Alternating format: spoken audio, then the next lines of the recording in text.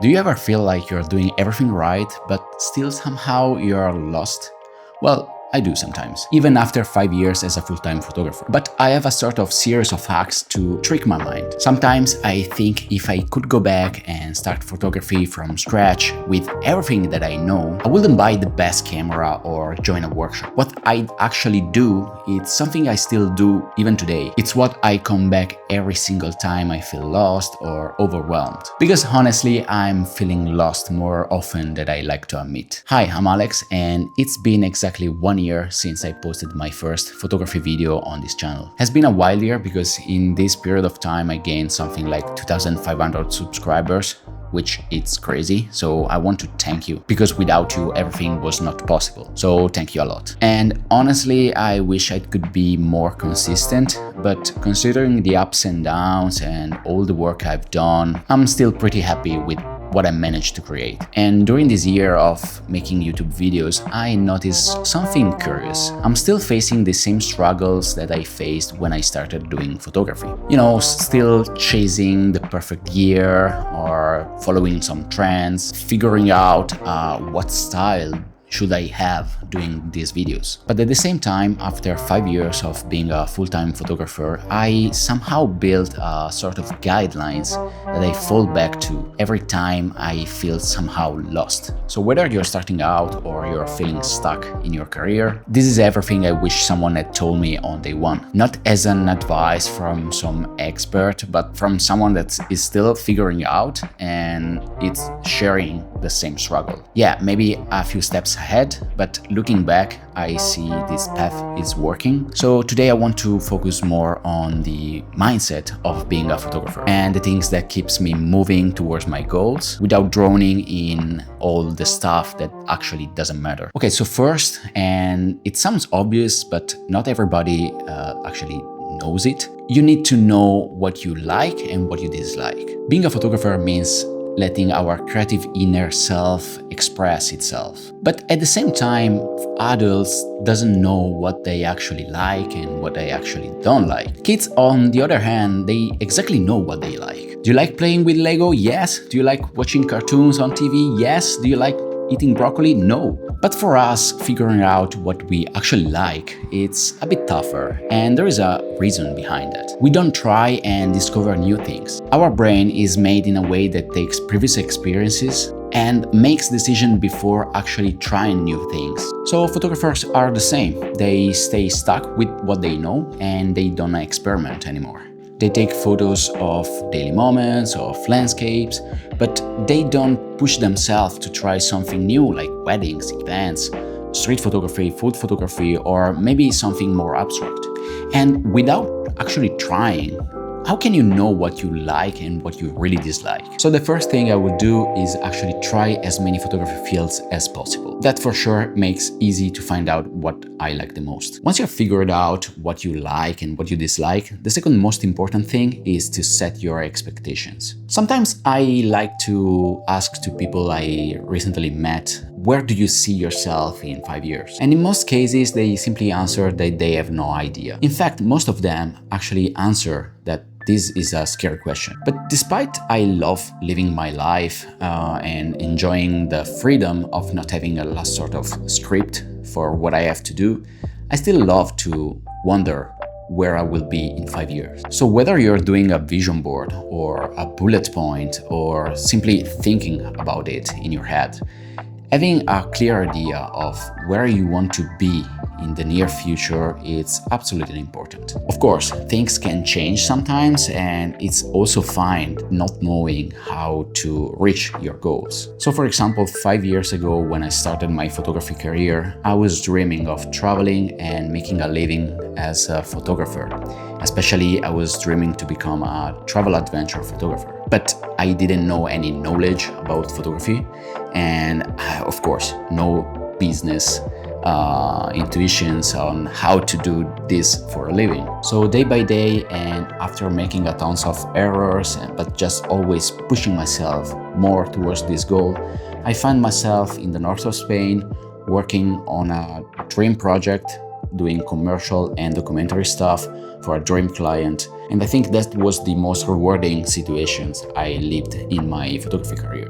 Even though during those 5 years I felt off track, looking back and watching all the path that I've done so far, it still feels rewarding. But at the same time, even after reaching these amazing goals, I have new goals. And I see myself in 5 years doing completely different stuff than what I was dreaming 5 years ago. But even now, after 5 years, I change my goals. It doesn't matter what I've done so far, I'm feeling that I need to pursue something different than what I was dreaming 5 years ago. And sometimes it can feel scary again because you're changing direction, but it's something you have to do. And thinking about what you want to do in the next 5 years, that's so important. Now, let's talk about gear. One of the biggest mistakes I have done in my career, and I still do sometimes, even today, is looking at gear thinking it will change the way I do my job. Like, have you ever had the feeling that if you have this specific camera, you will feel more creative? Like, for me now, it's a Leica. I'm so obsessed about owning an M6, and I'm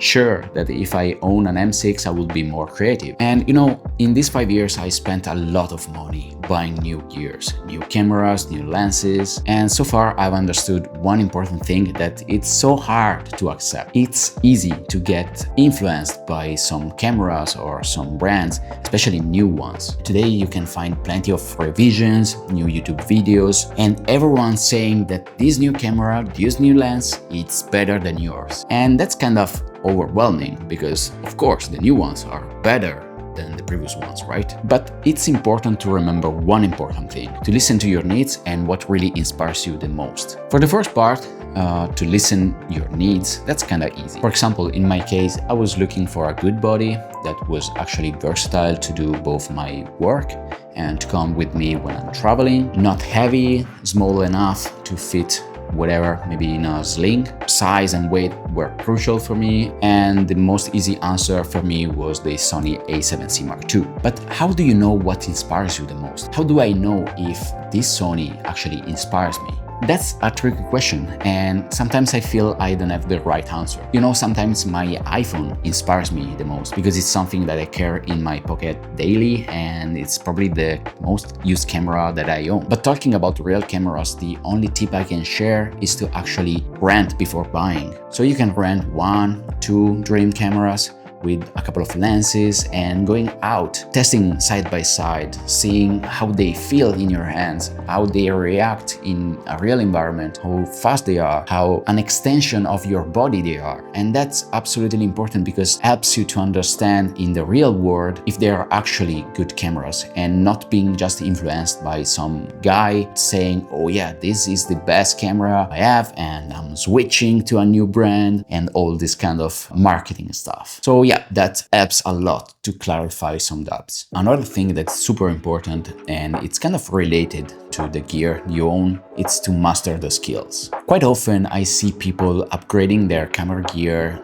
just thinking that this new gear will be better and it will actually improve their work. But after that, I see the work they've done before and the work they are doing with the new gear, and I don't see changes. Not because the new camera is not good enough, but because their skills are the same. So one thing that actually is helping me a lot to stay on track is to think what masters of photography did 50 plus years ago with cameras that today cost like a fraction of modern cameras. They were good at taking photos, and not because the camera gear they were owning was good, but just because their skills were amazing. So mastering skills is crucial to get better at photography. And in most of the cases, you don't need a new piece of gear. So my suggestion here is to go out and shoot more, to test out new techniques, shooting more in slow shutter speed, learning how to hyperfocus or how to expose without a light meter. These things will make you a better photographer than any piece of gear.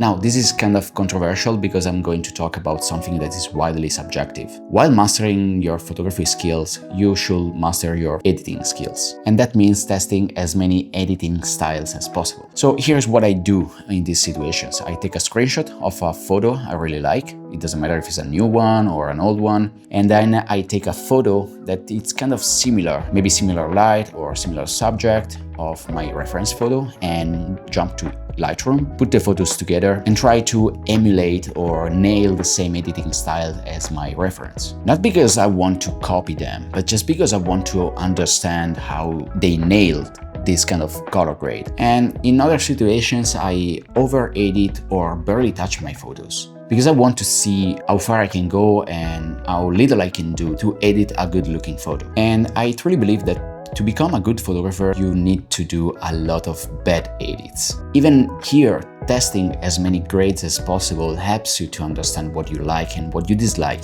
And not knowing where to go so far, it's actually fine. And I want to say something, not just because I sell presets, I don't want to promote my presets, but you should actually buy presets, not to use them on your photos and just forget about editing, but just to understand how your favorite creator is actually using Lightroom to make their edits. Because in a preset, you can actually see the breakdown of the thoughts behind a certain grade. You can see how they manage the curves, and even tweaking the presets will help you understand why they decided to go with a specific curve. Because trust me, you will be amazed by knowing how many photographers actually spend a lot of time crafting their curves instead of the color mixer, for example, and how the curves actually gives the most amazing results in your photos than anything else. Okay, so after talking about edits and skills, I have a question for you. What's your style? I've asked myself this question many times, and even today I don't have an answer. But I can tell you, the harder you try to find your own style, the more elusive it will be. The style is something that comes to you, and maybe you don't even notice you have a style. You will figure it out along the way, because the style is something that comes to you. So don't waste your time looking for other photographers, like understanding what's their style and how you can nail it because you like those styles. Instead, focus on your gut, on your eye, trust yourself, because your eyes are already saying what you like and they're dragging your attention to certain things, and it's the first step to find your own style. Now, let's talk again about learning stuff. And I don't want to say learning skills, learning the knowledge. Okay, that might sound like learning skills, but it's actually different, because to learn skills, you have to go out and shoot. But to learn for real, you have to stay inside and study. You need to spend some time collecting books, monographs, read stories about how photographers managed to go through their career. Look how they mastered certain skills, how they use colors, how they use lights, how they use techniques, and eventually do workshops online or in presence about your favorite photographer. And understanding how they do some things, it's absolutely important to understand how you should do your own things. Learning is as important as going out and shoot, because it gives you the knowledge of a wider range of possibilities. And without that, you won't be able to improve your skills. Last but not least, the most important thing is to believe in yourself. If you're watching this video, it doesn't matter if you are a beginner or you're working in the field since 10 years, this is equally important. Believing in yourself is always the most important thing, because you might change camera brand, you can master new skills, but if you don't believe in yourself, who will do that for you? You have a feeling in your gut, something that brought you to a thought to become a photographer. You have your muse, you have your own vision, your way to see the world in a way that nobody else does it. Believe in that, because it's the only thing that will make you stand out from the other people. You know, everyone has a specific camera, edit in a specific way, or living in a specific city, but nobody has your vision and your experience. And I'm not talking about photography experience, but life experience. Believe in this, believe in yourself, and you will have a good time being a photographer. As I said at the beginning of this video, I started this YouTube channel a year ago. In this time, I gained more than 2,500 subscribers, which is absolutely incredible to me, because I don't even have 2,000 subscribers on Instagram. But yeah, I tried hard to stay as consistent as possible. I honestly failed in the intention to post weekly. But yeah, I think at the end of the day, the most important thing is not the final result, but showing up. If you can do it consistently, great. If you don't, that's fine. Don't get discouraged by those who succeed faster than you. Just show up, participate to this game, take photos or videos, enjoy the process, and trust me, one day you will look back and you will see how much further you have come. Okay, see you in the next video. Ciao.